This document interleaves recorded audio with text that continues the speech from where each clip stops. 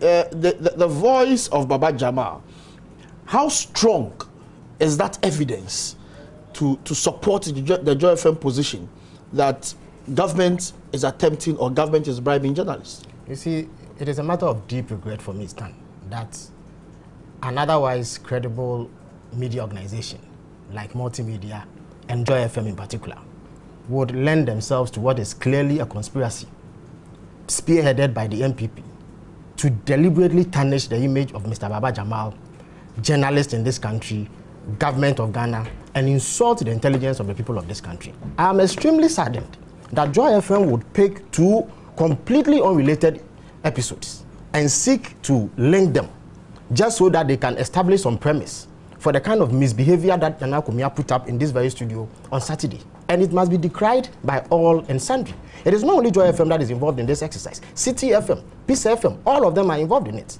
And I think that that kind of conduct has been endured by the NDC and the people of this country for far too long. It is about time that it is pointed out that it is not manipulation of the media that wins anybody an election. If that were the case, the MPP would still be in power. And I take strong exception to the behavior that Joy FM has put up today. And I think that those who orchestrated that particular conspiracy must bow down their heads in shame. The issue is this, that the MPP insulted everybody's intelligence in this country and put together wishy-washy evidence that collapses upon close scrutiny, and presented it before the people of this country as evidence that the NDC government is involved in some attempt to bribe journalists to project it in positive light. When the issues were interrogated and it emerged that the evidence that they had presented lacked merit, the MPP then descended into the realms of insult. And so you had Nana Kumia, who people have wrongly perceived to be a gentleman. Indeed, I hold a contrary view, because he has exhibited that tendency over a period of time. It is not the first time that he's using the kind of language he used here. 2-3 years ago, he used the same language on Mr. Kwabie Champon on a newsfile program. Perhaps it escaped people's attention. People were willing to forgive him because it was the first time. But he repeated it. And so you find that having suffered this humiliation through the exposure that government has been able to do at the moment, Joy FM then has sought to rely on this thing to give credence to what was clearly a falsehood. And I think that it is something that we must kick against strongly.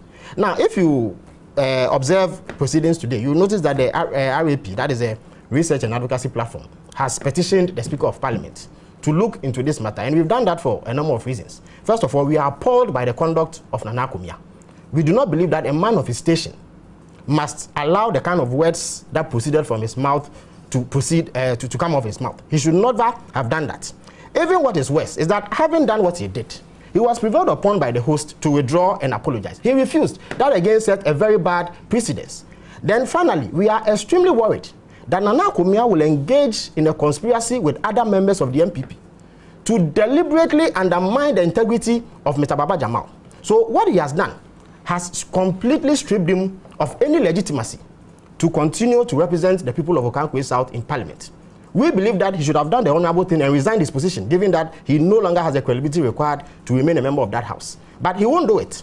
His party has given him some approbation. Nanado has come to endorse the complete misbehavior that Nana Kumia put up. Of course, Nanado himself lacks the moral authority or the capacity to call him to order, because he himself is guilty of the very offense that Akumia has committed. Because after his order, I be die mantra, people prevailed on him and he refused to apologize. We believe that Parliament, however, has the integrity and the capacity to seek redress in this matter and call Nana Kumia to order. So we have petitioned the Speaker to go by Section 31 of Parliament's own standing orders to haul Nana Kumia before the Privileges Committee, so that they will take him through disciplinary proceedings with a view to meting out severe sanctions to him.